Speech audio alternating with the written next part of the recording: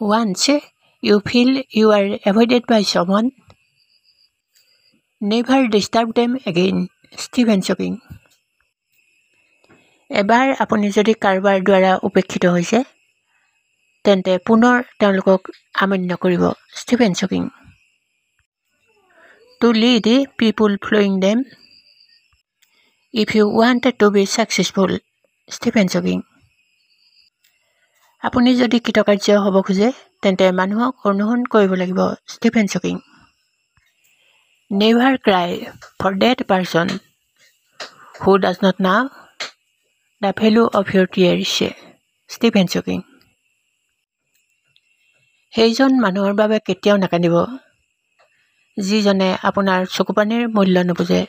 Stephen Hawking. Fake friends are like shadows.